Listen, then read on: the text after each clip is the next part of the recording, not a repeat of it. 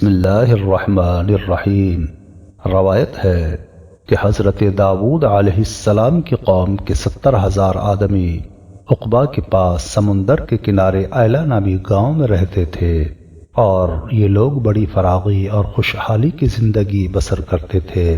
اللہ تبارک و تعالی نے ان لوگوں کا اس طرح امتحان لیا کہ ہفتے والے دن مچھلی کا شکار ان لوگوں پر حرام فرما دیا، اور ہفتے کے باقی دنوں میں شکار کو ان لوگوں پر حلال فرما دیا، مگر اس طرح ان لوگوں کو آزمائش میں مبتلا فرما دیا کہ ہفتے کے دن بے شمار مچھلیاں آتی تھیں اور دوسرے دنوں میں کم مچھلیاں آتی تھیں۔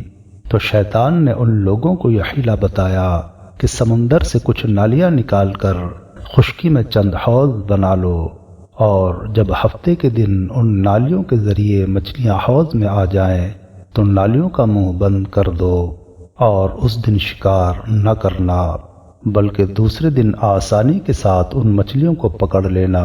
اور ان لوگوں کو یہ شیطانی حیلہ بازی پسند آ گئی، اور ان لوگوں نے یہ نہیں سوچا کہ جب مچھلیاں نالیوں اور حوضوں میں مقید ہو گئیں تو یہی ان کا شکار ہو گیا، اور ہفتے ہی کے دن شکار کرنا پایا گیا جو کہ ان کے لیے حرام تھا۔ اس موقع پر یہودیوں کے 3 گروہ بن گئے۔ نمبر 1، کچھ لوگ ایسے تھے جو شکار کے اس شیطانی حیلے سے منع کرتے رہے اور ناراض و بیزار ہو کر شکار سے باز رہے، اور دوسرے قسم کے لوگ وہ تھے جو اس کام کو دل سے برا جان کر خاموش رہتے اور دوسروں کو منع نہ کرتے تھے، بلکہ منع کرنے والوں سے یہ کہتے تھے کہ تم لوگ ایسی قوم کو کیا نصیحت کرتے ہو جنہیں اللہ تعالی ہلاک کرنے والا یا سخت سزا دینے والا ہے۔ اور تیسرے قسم کے لوگ وہ تھے جو سرکش و نافرمان تھے، جنہوں نے حکم خداوندی کی اعلانیہ مخالفت کی اور شیطان کی حیلہ بازی کو مان کر ہفتے کے دن شکار کر لیا اور ان مچھلیوں کو کھایا اور بیچا بھی۔ جب نافرمانوں نے منع کرنے کے باوجود شکار کر لیا تو منع کرنے والی جماعت نے کہا کہ اب ہم ان معصیت کاروں سے کوئی میل ملاپ نہ رکھیں گے۔ چنانچہ ان لوگوں نے گاؤں کو تقسیم کر کے درمیان میں ایک دیوار بنا لی اور آمد و رفت کا ایک الگ ہی دروازہ بھی بنا لیا۔ تو حضرت داؤد علیہ السلام نے غضبناک ہو کر شکار کرنے والوں پر لعنت فرما دی۔ اس کا اثر یہ ہوا کہ ایک دن خطا کاروں میں سے کوئی بھی باہر نہیں نکلا، تو انہیں دیکھنے کے لیے کچھ لوگ دیوار پر چڑھ گئے تو کیا دیکھا کہ وہ بندروں کی صورت میں مسخ ہو گئے ہیں۔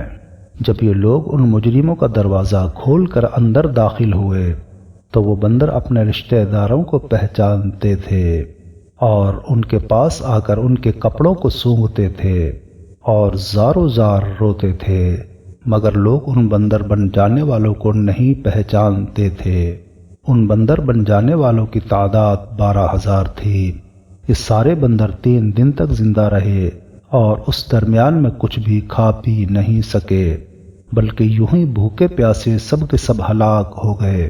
شکار سے منع کرنے والا گروہ ہلاکت سے سلامت رہا، اور صحیح قول یہ ہے کہ دل سے برا جان کر خاموش رہنے والوں کو بھی اللہ تعالی نے ہلاکت سے بچا لیا۔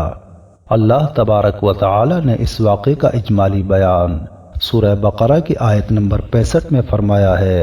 اللہ تعالی قرآن مجید میں ارشاد فرماتا ہے، ترجمہ کنز الایمان، اور بے شک ضرور تمہیں معلوم ہے تم میں کہ وہ جنہوں نے ہفتے میں سرکشی کی تو ہم نے ان سے فرمایا کہ ہو جاؤ بندر دھتکارے ہوئے۔